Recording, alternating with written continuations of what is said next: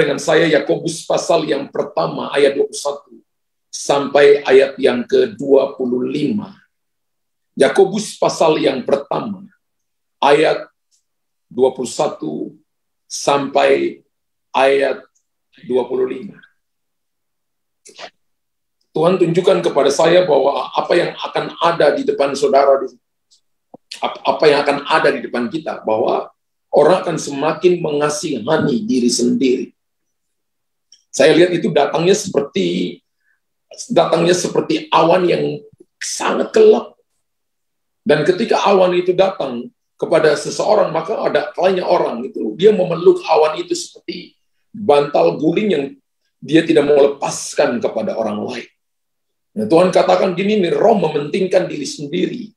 Orang akan semakin mengasihani diri sendiri. Kasih akan Tuhan semakin menjadi dingin.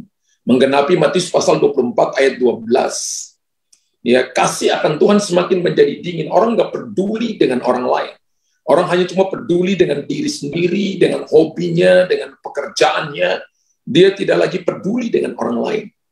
Dan ketika ini, Bapak Ibu lihat terjadi sekeliling Bapak Ibu, harusnya alarm kita berbunyi.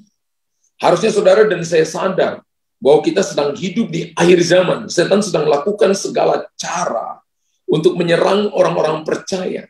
Setan sedang melakukan segala cara untuk menyerang gerejanya. Dan gereja jangan sampai masuk dalam perangkap tipu daya setan ini. Termasuk dalam pelayanan. Jangan Bapak Ibu dan saya mengasihani diri sendiri. Jangan merasa bahwa ini adalah pelayananku. Kita nggak boleh lagi jangkau kepada orang lain. Bapak Ibu, Tuhan nggak suruh kita untuk menjadi garam dan terang hanya kepada satu kelompok. Tapi Tuhan suruh kita menjadi garam dunia dan terang bagi dunia. Gereja tidak boleh mengkotakkan dirinya. Orang percaya tidak boleh mengkotakkan dirinya. Tapi orang percaya harus jadi berkat bagi banyak orang. Satu-satunya cara untuk Bapak Ibu dan saya bisa menerobos awan gelap ini adalah menjadi terang dan menjadi garam. Dan ketika kita berdiri, memposisikan diri benar, maka kita akan menjadi jawaban bagi banyak orang. Dan hari-hari ini, saudara dan saya, menjadi garam dan terang adalah dengan kehidupan, banyak berdoa, banyak baca firman Tuhan, merenungkan firman Tuhan, datang ibadah, terima firman, dan menghidupi firman. Maka saudara akan melihat penyediaan Tuhan yang ajaib akan dinyatakan atas hidup. Kita baca Yakobus 1, 21, 25. Sebab itu buanglah segala sesuatu yang kotor. Dan kejahatan yang begitu besar, yang begitu banyak itu, dan terimalah. Dengan lemah lembut firman yang tertanam di dalam hatimu, yang berkuasa menyelamatkan jiwamu. Tetapi hendaklah kamu menjadi pelaku firman dan bukan hanya pendengar saja. Sebab jika tidak demikian, kamu menipu diri sendiri. Sebab jika seorang hanya mendengar firman saja dan tidak melakukannya, ia adalah seumpama seorang yang sedang mengamat-amati mukanya yang sebenarnya di depan cermin. Baru saja ia memandang dirinya, ia sudah pergi atau ia segera lupa bagaimana rupanya. Ayat 25, tetapi barang siapa meneliti hukum yang sempurna, yaitu hukum yang memerdekakan orang, dan ia bertekun di dalamnya. Jadi bukan hanya mendengar untuk melupakan, tetapi sungguh-sungguh melakukannya, ia akan berbahagia oleh perbuatannya. Haleluya. Mari kita paralelkan ayat ini dengan 2 Korintus pasal 3 ayat yang ke-18. 2 Korintus 3 ayat 18. Dan kita semua mencerminkan kemuliaan Tuhan dengan muka yang tidak berselubung. Dan karena kemuliaan itu datangnya dari Tuhan yang adalah roh, maka kita diubah menjadi serupa dengan gambarnya dalam kemuliaan yang semakin besar. Ayo kita baca ayat ini sama-sama. Bapak Ibu baca juga di rumah, baca depan gadget Bapak Ibu dengan suara keras. 3, 2, 1, nggak usah dibuka kamera, nggak usah dibuka mic-nya. Dan kita semua mencerminkan kemuliaan Tuhan dengan muka yang tidak berselubung. Dan karena kemuliaan itu datangnya dari Tuhan yang adalah roh, maka kita diubah menjadi apa? Serupa dengan gambarnya dalam kemuliaan yang semakin besar. Temanya hari ini adalah menjadi cermin Tuhan. Alkitab tadi berkata dalam Yakobus 1 ayat 21 dan 25 berkata, buanglah segala sesuatu yang kotor, buanglah segala kejahatan yang begitu banyak. Dan Alkitab katakan ketika kita buang segala yang kotor, segala kejahatan kita, lalu terimalah dengan lemah lembut firman yang tertanam dalam hatimu, yang penuh kuasa untuk menyelamatkan jiwamu. Alkitab katakan bahwa kalau kita dengar firman, tidak melakukan, maka kita menipu diri sendiri. Sebab kebenaran tidak ditentukan ketika kita cuma datang mendengar, tapi kebenaran ditentukan ketika kita menjadi pelaku firman. Dan Alkitab berkata begini, ketika kita melakukan firman, maka berbahagia karena perbuatan kita. Jadi saudara dan saya, kita harus menjadi dewasa. Bukan cuma berkata, waduh khotbahnya bagus, waduh saya terima ini, mujizat terjadi. Tapi bagaimana kita melakukan firman Tuhan? Bukan cuma terima nubuatan, tapi sebuah nubuatan selalu ada syaratnya di sana. Nubuatan tidak akan pernah terjadi secara instan. Nubuatan perlu sebuah tindakan kehidupan. Nah, dikatakan bahwa orang yang mendengar firman dan tidak melakukan itu seperti mengamati wajahnya di depan cermin, dan setelah dia tinggalkan depan cermin, dia melupakan wajahnya seperti apa. Tapi 2 Korintus 3:18 berkata, kita semua mencerminkan kemuliaan Tuhan dengan muka yang tidak terselubung. Dan karena kemuliaannya itu datangnya dari Tuhan yang adalah roh, kemuliaan itu datang dari Tuhan yang adalah roh, maka kita diubah menjadi serupa dengan gambarnya dalam kemuliaan yang semakin besar. Saya percaya gini, ketika baca ini, renungkan ini, saya temukan bahwa kasih itu adalah sifat dan karakter daripada Tuhan. Bapak Ibu tulis di kolom komentar, kasih adalah sifat dan karakter Tuhan. Kumpulan sifat itu akan mengikat namanya karakter. Jadi sifat yang jelek, sifat jelek, sifat jelek, sifat jelek akan membentuk karakter jelek. Sifat baik, sifat baik, sifat baik dikumpul jadi satu, diikat menjadi karakter yang baik. Kasih adalah sifat dan karakter daripada Tuhan. Dan sifat dan karakter tersebut juga harus ada pada manusia yang adalah ciptaan Tuhan. Ingat bahwa manusia di-imago Dei, diciptakan oleh Tuhan untuk kebutuhan, untuk memperoleh kasih itu, untuk membawa cerminan daripada Tuhan itu. Kita mencerminkan kemuliaan Allah. Dan kata kuncinya, aksesnya adalah melalui kasih Tuhan. Manusia didesain dan diciptakan untuk sebuah kebutuhan, yaitu untuk memperoleh kasih dan untuk mengembangkannya, serta Bapak Ibu dan saya bisa membagikan kasih itu secara utuh kepada dunia ini, kepada orang lain, kepada suamimu, kepada istrimu, kepada anak-anakmu, kepada teman-temanmu. Kita harus membagikan kasih itu secara utuh. Secara utuh atau secara proporsional. Apa artinya secara proporsional? Secara proporsional artinya kasih itu secara vertikal kepada Tuhan. Kasihlah Tuhan Allah dengan segenap hati, segenap kekuatan, segenap akal budi, segenap jiwa.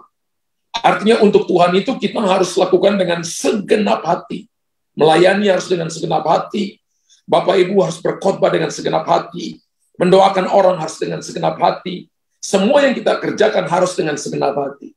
Secara vertikal itu artinya proporsional di situ. Lalu secara horizontal, hal yang sama. Melayani sesama juga harus dengan segenap hati, segenap kekuatan, dan segenap akal budi. Itu namanya kita sedang mencerminkan, menjadi cerminnya Tuhan. Dan jika manusia tidak mendapatkan kasih sebagaimana mestinya, maka saya percaya mereka akan terluka, mereka merasa tidak berharga, mereka ditolak, mereka merasa minder, mereka merasa seperti tidak diperhatikan. Dan ada orang yang hidup seperti itu. Ada orang-orang pintar, ada orang-orang yang punya kedudukan, Ada orang-orang yang punya harta begitu banyak, tapi mereka hidup menutupi dirinya dengan semua keberhasilan mereka, tapi sesungguhnya mereka kehilangan kasih daripada Tuhan. Sehingga mereka sangat sulit untuk mencerminkan kemuliaan Tuhan dalam hidup mereka. Haleluya. Berdasarkan sifat manusia ini, sebenarnya manusia membutuhkan adanya sebuah relasi yang berdasarkan kasih. Dan saya percaya bahwa hubungan kasih adalah kebutuhan utama, kebutuhan dasar dari setiap manusia untuk apa? Memuaskan jiwa manusia. Dalam jiwa itu ada pikiran, perasaan, kehendak. Haleluya. Jadi orang yang tidak dapat kasih, maka mereka akan mudah sakit hati. Mereka yang tidak dapat perhatian dengan sungguh, mereka akan cari perhatian. Mereka berkelahi, mereka buat sesuatu yang orang lain mau perhatikan mereka, karena mereka nggak dapat kasih dari rumah mereka, nggak dapat kasih di tempat yang harusnya mereka menuntut, harusnya mereka dapat kasih itu, tapi mereka nggak dapat. Dan hal inilah yang bisa membahagiakan hidup kita. Sifat dasar manusia itu bisa nampak nyata dari beberapa hal yang ingin saya share kepada Bapak Ibu. Yang pertama, sifat dasar manusia itu nampak dari yang pertama.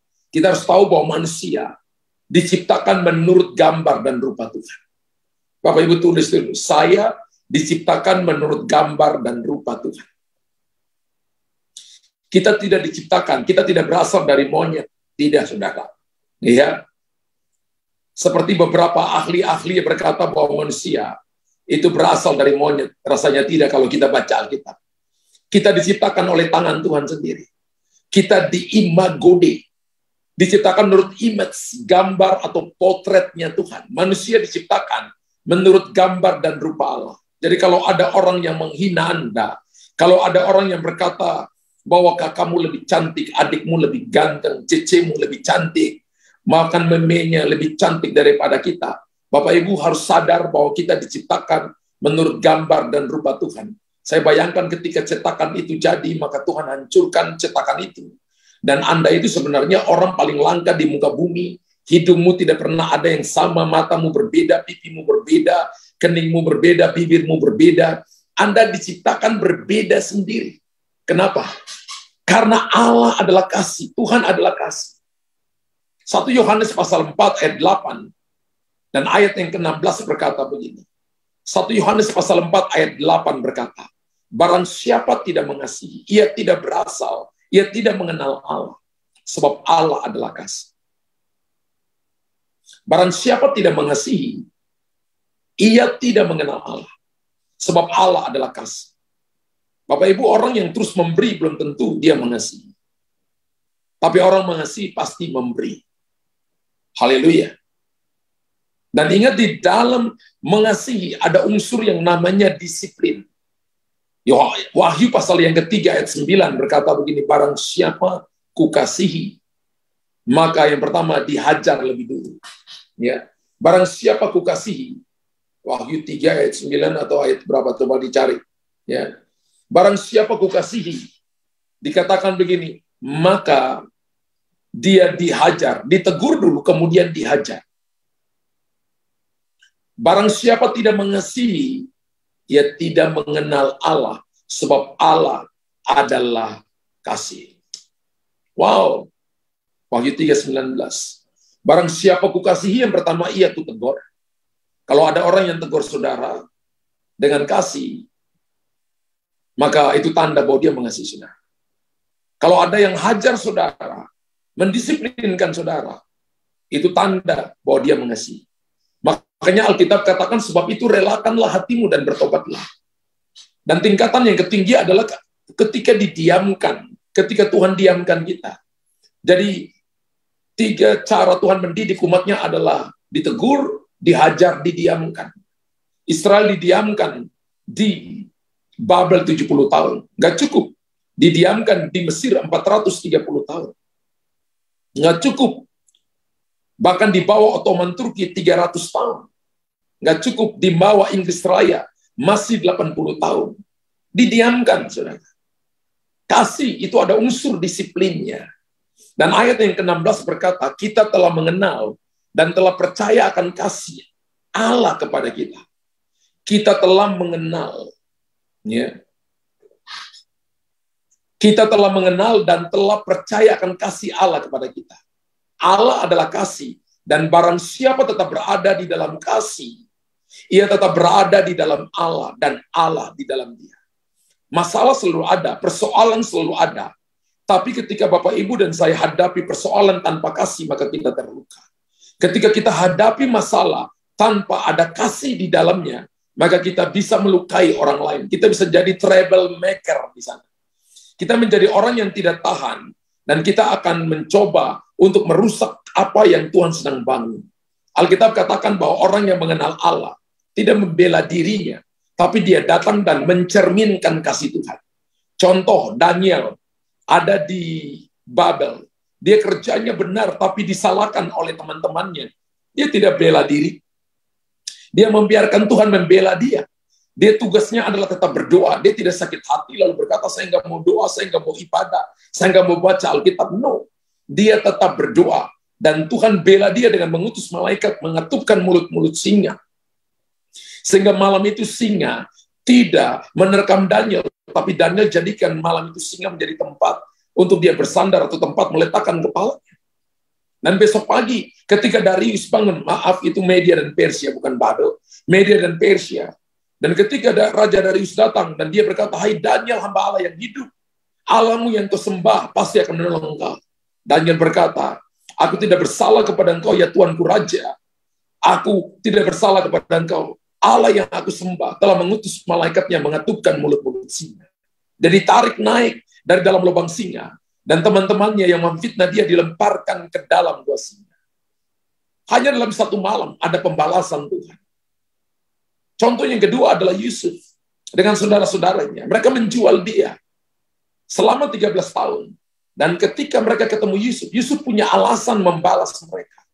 Tapi Yusuf berkata begini, bahwa Tuhanlah yang mengirim aku lebih dulu daripada kamu untuk menghidupi kamu sekeluarga. Yusuf tidak berkata, kamu kurang ajar, aku punya pasukan, kamu akan dipenjarakan, bahkan beberapa akan dicambuk, bahkan mungkin aku bisa membunuh kalian. Yusuf tidak punya dendam. Alasan kenapa Yusuf tidak punya dendam, karena dia mengenal Allahnya. Orang yang mengenal Tuhan, sebagai orang Kristen, kalau kita mengenal Tuhan, tidak ada pembalasan. Bapak Ibu tulis di kolom komentar. Orang yang mengenal Allahnya tidak menuntut balas. Karena pembalasan adalah hak Tuhan. Amin. Dan orang yang ada dalam kasih tidak banyak nuntut, tapi dia selalu memberi, kasih selalu memberi. Karena kasih, karena Tuhan adalah kasih, karena Allah adalah kasih, maka manusia dibuat segambar dan serupa dengan dia. Jadi sebenarnya rupa yang paling dominan yang harus ada pada saudara dan saya adalah rupa kasih.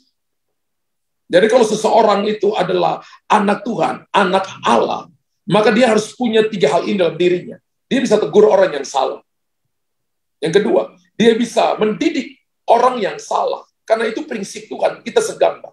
Dia bisa mendiamkan orang lain. Karena itu prinsip kasih, barang siapa ku kasihi. Wahyu 3 ayat 19 tadi. Ku tegur lebih dulu, kemudian dihajar, kemudian didiamkan. Dan saya ingat ketika anak-anak saya kecil, karena mereka saya kasih, nggak mungkin saya kepingin mereka mati. Saya didik mereka di rumah ada 2 rotan, Master Spoon dan Master Yellow. Master Yellow itu adalah sodokan biliarnya anak laki saya. Ketika mereka ke mall, kita bilang jangan makan es krim, jangan mau es krim, jangan mau coklat. Namanya juga anak-anak. Ketika mereka sampai di sana, kepingin es krim, mereka minta dan kita tidak kasih. Mereka nangis, duduk di lantai, guling-guling. Saya cuma hitung. Kalau 1 masih aman. Tapi kalau hitungannya 2, itu nggak bisa ditawar. Jadi ketika mereka sampai di mobil, mereka katakan, Papa minta maaf, ya kita salah.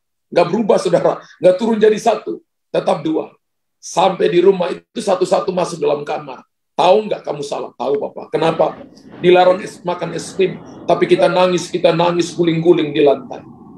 Kalau Papa pukul kamu, tanda apa? Mereka ngomong, tanda Papa sayang. Turunkan celanamu, dipukulin di pantat. Teriak-teriak, saudara. Kemudian saya juga tidak berkata, diam, jangan nangis. Saya nggak berkata seperti itu. Saya bilang, ayo sini, masuk Papa peluk. Dia nangis. Dan Bapak Ibu kalau didik anak-anak, jangan pukulin di pipi, jangan cubit di telinga, jangan pukul di telapak tangan, jangan pukul di betis. Pukullah di pantat mereka karena Tuhan sudah mendesain kelebihan daging di sana untuk mendisiplinkan mereka. Beberapa orang ibu-ibu tempeleng anaknya, cubit dari telinga, cubit dari tangan. Ada begitu banyak syaraf-syaraf yang kecil ketika mereka masih kecil di sana. Orang tua punya akses untuk mendidik anak-anak karena dalam keluarga itulah mereka pertama kali belajar menerima kasih Tuhan di situ. Kasih tidak hanya cuma memberi sampai lupa diri. No, itu bukan kasih. Kalau Tuhan seperti itu, maka saudara dan saya ketika minta Anda dapat segalanya. Prinsip ada bawa Tuhan. Maka bukti sesuatu Tuhan adalah bagaimana juga dia bisa mengasihi. Ketika orang buat kekeliruan, Anda kasih kesempatan berkali-kali kepada mereka. Ketika janji tidak ditepati, Anda tetap berharap untuk dia menepati janjinya. Tapi ada waktunya juga. Berikan kesempatan kepada mereka. Tapi kalau tidak mau berubah, maka saudara dan saya memakai prinsip yang kedua atau prinsip yang ketiga. Karena kita diciptakan segambar dan serupa dengan Tuhan, karena tadi Alkitab berkata, 1 Yohanes pasal 4 ayat 8-16, Tuhan kita adalah kasih, maka kita juga harus membawa gambaran kasih itu. Itu namanya mencerminkan Tuhan. Seperti tema kita, menjadi cermin Tuhan melalui kasih itu. Amin. Amin Bapak Ibu. Ketika Bapak Ibu sampai tingkatan ini, maka orang akan melihat Tuhan pada kita.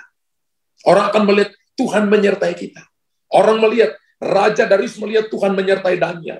Dan Firaun melihat bahwa Yusuf disertai Tuhan. Wow. Saudara bisa disiplinkan orang tanpa marah? Tidak perlu marah. Dengan seluruh sistem yang sudah diatur, sistem kerajaan Allah, Anda bisa mendisiplinkan seseorang. Gambaran Tuhan ada pada kita. Rupa Tuhan ada pada kita. Dan kebutuhan untuk dikasihi dan mengasihi merupakan kebutuhan utama setiap orang. Yaitu dikasihi dan mengasihi. Jadi hal yang pertama kita belajar adalah manusia. Diciptakan menurut rupa Tuhan, menurut gambar Tuhan.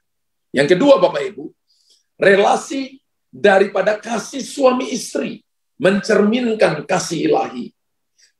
Jadi hari ini yang sudah berkeluarga, suami yang ideal itu adalah suami yang bisa mengasihi istrinya seperti Kristus mengasihi jemaat.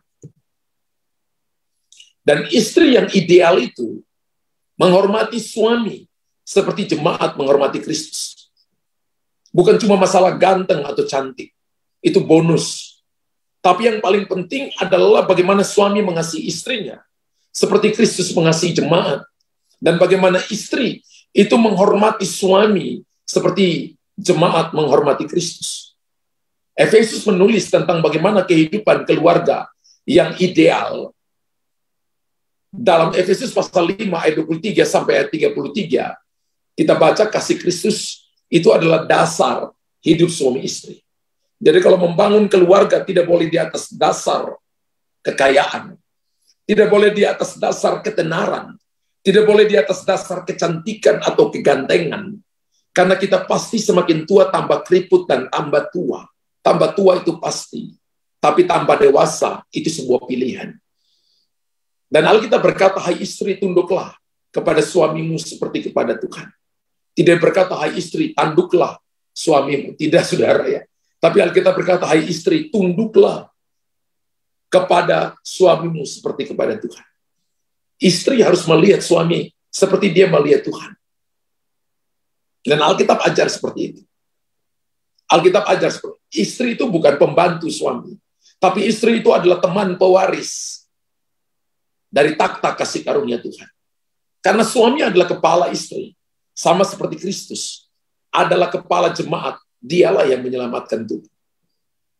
Jadi Tuhan menggambarkan keluarga, suami istri. Dikatakan bahwa suami itu seperti Kristus dan istri itu seperti jemaat. Wow. Karena itu sebagaimana jemaat tunduk kepada Kristus, demikian juga lah istri kepada suami dalam segala sesuatu. Jadi kalau ada istri yang betul-betul melawan suami karena hal-hal yang berhubungan rohani, maka sekalipun dia punya segalanya yang bisa dipuji oleh dunia ini, maka Alkitab katakan bahwa dia tidak mencerminkan Kristus. Dia bukan orang Kristen, mungkin KTP-nya Kristen, tapi dia tidak membawa rupa Kristus di situ. Demikian juga, hai suami, kasihilah istrimu, sebagaimana Kristus telah mengasihi jemaat dan telah menyerahkan diri baginya. Suami sehebat apapun dia, tapi kalau dia nggak suka istrinya, dia nggak mengasihi dan dia nggak mencintai istrinya dengan sungguh-sungguh, maka dia mungkin saja laki-laki yang berumah tangga, tapi dia bukan suami yang baik. Dan Alkitab katakan dia tidak mencerminkan Kristus. Dan ayat 26 berkata untuk menguduskannya, sesudah ia menyucikannya dengan memandikannya dengan air dan firman. Ada deterjen rohani di situ, yaitu air dan firman, oleh baptiso dan oleh firman Tuhan. Satu-satunya adalah Bapak Ibu dibaptis, yang belum diselamatkan harus dibaptis air. Itu tanda kematian lahir baru, lalu dengan firman. Ketika Bapak Ibu dengar firman yang disampaikan oleh saya, hamba-hamba Tuhan, di tempat ini, Bapak Ibu sedang disucikan. Kita sedang berdiri seperti di depan cermin, lalu firman Tuhan ini sedang berkata, ini ada belepotan hitam di sini, rambutmu berantakan, lipstick berantakan, eyeshadow berantakan, saudara punya blush on belum dipakai, dan sebagainya, belum baik, dan sebagainya. Di depan cermin, yaitu firman Allah itulah, kita bisa mengoreksi diri kita. Supaya dengan demikian, ia menempatkan jemaat di hadapan dirinya dengan cemerlang tanpa cacat, atau kerut atau yang serupa itu. Tetapi supaya jemaat kudus dan tidak bercela. Demikian juga suami harus mengasihi istrinya, sama seperti tubuhnya sendiri. Siapa mengasihi istrinya? Mengasihi dirinya sendiri. Ada orang yang pukul istrinya, jadikan istrinya sangsak hidup. Saya percaya itu orang yang tidak mengasihi istrinya. Ya. Tapi orang mengasihi istrinya, sama seperti dia mengasihi diri sendiri. Sebab tidak pernah ada orang membenci tubuhnya sendiri, tapi mengasuhnya dan merawatinya, sama seperti Kristus terhadap jemaat. Kita ini adalah tubuh Kristus. Yesus adalah kepala. Karena kita adalah anggota tubuhnya. Sebab itu laki-laki akan meninggalkan ayahnya dan ibunya dan bersatu dengan istrinya. Sehingga keduanya itu menjadi satu daging. Rahasia ini besar. Tetapi yang aku maksudkan ialah hubungan Kristus dengan jemaat. Bagaimanapun juga bagi kamu masing-masing, berlaku kasihilah istrimu seperti dirimu sendiri, dan istri hendaklah menghormati suamimu. Alasan Efesus menulis ini, supaya kita bisa membawa gambaran Kristus, cermin Kristus kepada orang lain, melalui kasih Tuhan. Ketika suami mengasihi istri dan istri tunduk kepada suami, maka kita akan menjadi cermin Kristus. Ada masalahnya, ada persoalan iya, ada tantangan iya, ada kelemahan iya, tapi tetap kita ada dalam koridor kasih ini. Dan orang akan melihat bahwa kita hidup dan membawa cermin Kristus. Dan suami dan istri yang tidak bisa saling menghormati, suami dan istri yang tidak mengalami yang namanya pemulihan dalam relasi, itu akan merampas damai sejahtera. Itu akan mengintimidasi keluarga itu. Sehingga pernikahan mereka akan mudah diserang oleh setan. Saya beritahukan kepada Bapak Ibu, di musim-musim ini, maka Bapak Ibu harus jaga keluarga Bapak Ibu. Kita semua harus menjaga keluarga kita dengan baik. Yang suami-suami, ayo belajar takut akan Tuhan dengan sungguh-sungguh. Belajar mengasihi istri sungguh-sungguh. Yang istri-istri belajar menghormati suami. Lalu kita hidup sebagai satu keluarga yang takut akan Tuhan. Karena setan sedang bekerja dengan keras hari-hari ini untuk menghancurkan gambaran Tuhan, yaitu keluarga hari-hari ini. Sehingga keluarga-keluarga mudah diporak-porandakan, sehingga setan mencoba berkata bahwa aku menang. Tapi hari ini saya percaya bahwa Tuhan akan menyertai mereka yang mau menjadi cerminan Kristus. Haleluya. Suami dan istri yang tidak bisa saling menghormati akan sulit menjadi contoh bagi anak-anak mereka. Bahkan kebutuhan anak akan kasih itu pertama kali dapat dalam keluarga. Banyak kali anak-anak mencoba mencari kebutuhan kasih tempat lain. Mereka jatuh dalam dosa, dalam free sex, dalam narkoba, drugs, dan sebagainya. Karena mereka nggak dapat kasih dalam keluarga. Mereka masuk dalam pergaulan buruk, mereka masuk dalam kenakalan remaja, mereka betul-betul karena mereka sakit hati dengan orang tua di rumah, sehingga mereka mencari jati diri. Tapi kalau mereka dapat itu dalam keluarga, menerima kasih dalam keluarga, kasih orang tua dalam keluarga, bagi anak-anak itu seperti kasih Tuhan. Tuhan taruh itu dalam keluarga, supaya anak-anak bisa menikmati kasih itu. Hari ini mungkin Bapak Ibu dan saya kemarin, rasanya keluarga itu seperti neraka bagi saudara. Tapi saya ingatkan kembali kita belum terlambat. Setiap menit adalah kesempatan. Setiap hari adalah pintu yang Tuhan berikan kepada saudara untuk memperbaharui diri. Dan tadi saya mulai bahwa firman Allah dan air, kehidupan air dan firman, itu adalah deterjen rohani yang akan menghapuskan noda, dosa, pelanggaran kita, dan menyucikan kita, sehingga kita menjadi cerminan Tuhan bagi banyak orang dan bagi keluarga-keluarga. Haleluya. Dan yang ketiga, kita harus membangun kembali relasi kasih yang rusak. Saya percaya ada begitu banyak hubungan yang hancur, hubungan yang rusak. Untuk ngomong pun rasanya sulit. Ada yang berkata tidak mungkin, ada yang berkata tidak bisa. Bagaimana kita bisa membangun kembali relasi yang rusak ini? Kita harus menerima dan mengalami kasih Allah. Kalau kita tidak bisa menerima dan mengalami kasih Tuhan, sulit, saudara. Kita bisa lakukan dengan cara kita bisa lakukan dengan dengan kemampuan kita, atau kita bisa lakukan dengan apa yang dunia bisa akui, tapi sangat terbatas. Sangat amat terbatas. Tapi kalau kita melakukan dengan kasih Allah, kasih Tuhan itu jauh melakukan, jauh bisa melakukannya, jauh untuk saudara dan saya sampai kepada melampaui kekuatan manusia, melampaui pikiran manusia. Karena kasih itu sumbernya dari Tuhan sendiri. Tuhan itu sang kasih. 1 Yohanes pasal 4, ayat 10-11. Alkitab berkata begini, inilah kasih itu, bukan kita yang telah mengasihi Allah, tapi Allah yang telah mengasihi kita. Jadi ide kasih itu datang daripada Tuhan. Bukan kita yang telah mengasihi Tuhan, tapi Tuhan yang telah mengasihi kita. Dan telah mengutus anaknya sebagai pendamaian bagi dosa-dosa kita. Saudara-saudaraku yang kekasih, jikalau Allah sedemikian mengasihi kita, maka haruslah kita juga saling mengasihi.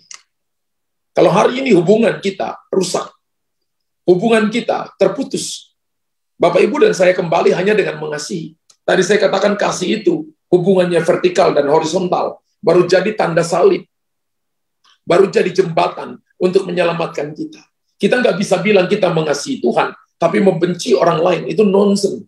Alkitab katakan kalau kamu bilang kamu mengasihi Allah, membenci orang lain, maka kamu adalah seorang penipu.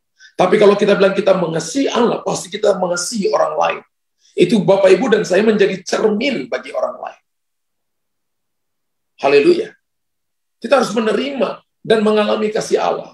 Yang berikut adalah kita harus menjalani hidup berdasarkan hukum kasih. Kalau Bapak Ibu menjadi cermin bagi orang lain, cerminan kasih, hiduplah di dalam strata kerajaan Allah, dalam sistem kerajaan Allah. Kerajaan Allah ini ada sistem, saudara. Budaya dalam kerajaan Allah itu adalah budaya kasih. Atmosfernya adalah pujian penyembahan. Budayanya adalah budaya kasih. Karena Allah adalah kasih. Ketika kita hidup berdasarkan hukum kasih, maka saya percaya kita akan bertumbuh dalam kapasitas kasih. Entah dalam pelayanan, dalam pekerjaan, dalam keluarga, dalam hubungan yang semakin kuat. Karena sumbernya dari kasih sejati, dan kasih sejati kita datang dari Tuhan. Amin. Kita harus mempraktekkan juga gaya hidup yang saling mengasihi. Saya percaya memang ketika Bapak Ibu dengarkan mudah ngomong, tapi sulit melakukan. Tapi kalau itu Tuhan suruh, saya percaya Tuhan akan memberikan kepada kita kekuatan. Kenapa? Yohanes 13, ayat 34 sampai ayat 35 berkata begini. Yohanes 13, 34 sampai 35. Aku memberikan perintah baru kepada kamu, yaitu supaya kamu saling mengasihi. Ada perintah Tuhan yang harus orang percaya lakukan hari-hari ini, yaitu saling mengasihi.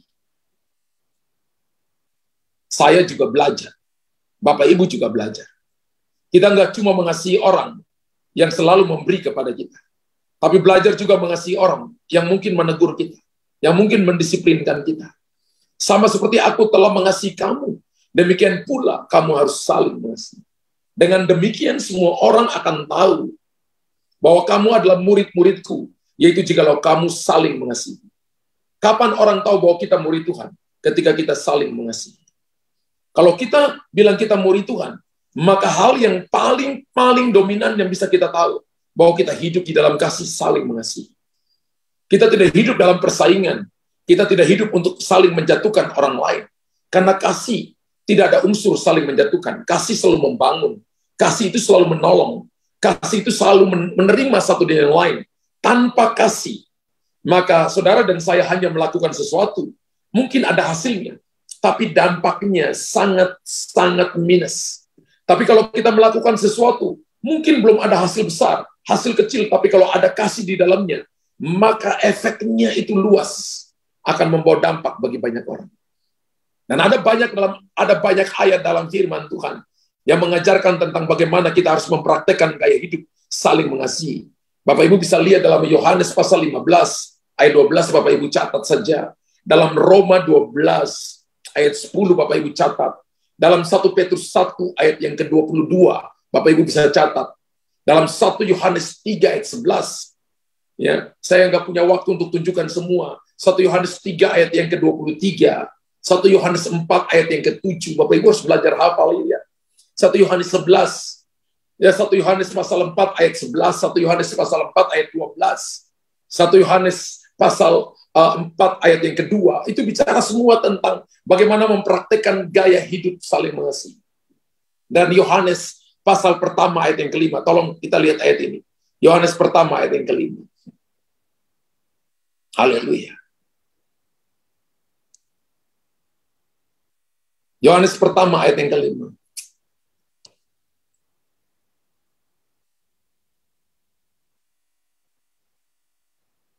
Dikatakan gini, terang itu bercahaya di dalam kegelapan, dan kegelapan tidak menguasainya. Alkitab katakan Allah kita adalah terang. Kasih itu membawa terang.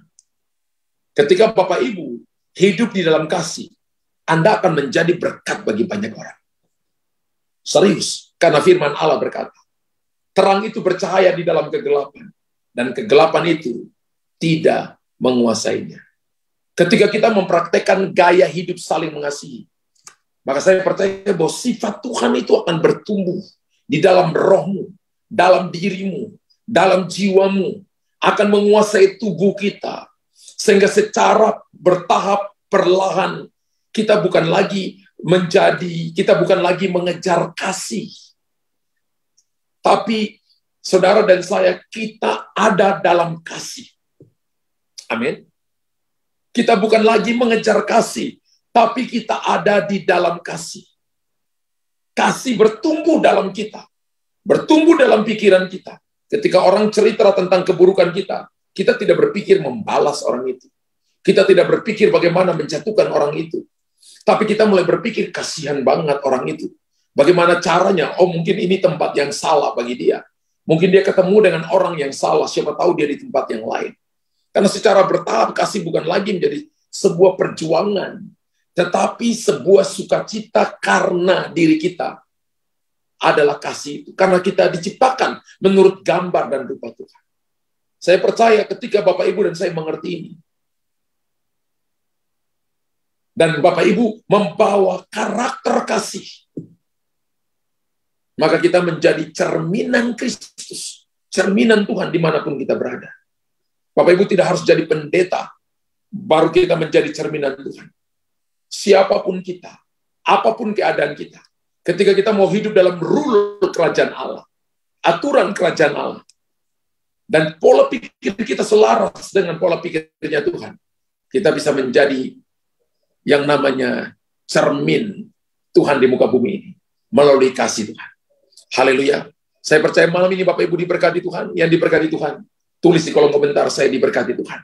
Ingat bahwa sifat dasar manusia itu nampak nyata dari hal ini, bahwa manusia diciptakan menurut gambar dan rupa Tuhan. Yang kedua, relasi kasih. Suami istri mencerminkan kasih ilahi. Dan yang ketiga, Bapak Ibu harus tahu, harus membangun kembali relasi kasih yang sudah rusak. Tidak ada kata terlambat. Tapi yang ada adalah I will, saya mau. Saya percaya mereka yang mau, pertumbuhan rohani mereka akan sangat berbeda. Mereka akan bertumbuh ke arah Tuhan. Kasih mereka semakin tumbuh ke arah Tuhan. Bukan lagi mereka dipaksa, tapi mereka karena kasih dalam hati mereka, mereka mau melakukan sesuatu. Sekalipun mereka secara hitung-hitung matematika nggak masuk akal. Tapi karena Tuhan suruh, karena mengasihi, mereka bisa melakukan jauh melampaui apa yang dipikirkan. Bapa di sorga, hamba sudah menyelesaikan firman-Mu, menyampaikan isi hati-Mu. Dan Roh Kudus, Engkau belum selesai, hamba selesai. Tapi Engkau belum selesai. Aku percaya Engkau kasih itu menurut 1 Yohanes 4 ayat 8 dan 16. Engkau adalah kasih, dan kasih berasal daripada Engkau. Dan aku percaya malam ini, beberapa dari kami datang malam ini, beberapa daripada mereka punya masalah, punya problem dalam hubungan, dalam keluarga mereka. Hubungan dengan orang lain, tidak mau mengampuni orang lain. Mereka marah dengan orang lain. Tapi malam ini kami mau datang dengan kasih. Kasih secara vertikal dengan Tuhan. Tapi kasih juga harus horizontal. Kami mengasihi Tuhan, tapi mengasihi orang lain. Kami mencintai Tuhan, tapi mencintai orang lain. Kami mau menegur orang yang ketika kami lihat hidup salah, hidup sembarangan, hidup tidak tertib, kami mau tegur mereka. Dan kalau mereka dengar, maka kami telah mendapatkan mereka. Tapi ketika tidak dengar, maka ada prinsip di mana didiamkan. Prinsip mendiamkan mereka, supaya mereka tahu bahwa hanya Tuhan yang sanggup menolong mereka. Tuhan, hamba berdoa malam ini, bicara kepada mereka, datang dan nyatakan isi hati-Mu kepada mereka. Aku percaya firman-Mu tidak pernah berubah, dulu, sekarang, sampai selama-lamanya. Kehidupan-Mu nyatakan bagi umat-Mu, dan biarlah kami menjadi kuat. Berdoa kepada mereka malam ini, biarlah kasih Allah yang sudah Engkau curahkan itu, mereka bawa menjadi cerminan Tuhan. Berapa banyak Anda yang katakan, saya siap terima. Angkat kedua tangan saudara. Dan saya lihat bahwa seperti api, kasih itu seperti api. Allah kita adalah api yang menghanguskan. Beberapa merasa tubuhnya hangat. Beberapa merasa tubuhnya panas. Beberapa merasa getaran di tubuhnya. Lawatan Allah turun bagi saudara. Kehidupan Tuhan turun bagi saudara. Dan terima itu. Terima itu dalam nama. Terima itu dalam nama. Terima dalam nama. Kehidupan Tuhan turun bagiku. Kehidupan Tuhan turun bagi saudara. Kekuatan Tuhan turun bagi saudara. Dalam nama Yesus. Dalam nama Yesus Tuhan. Bapa terima kasih. Berdoa kepada mereka yang sesak nafas.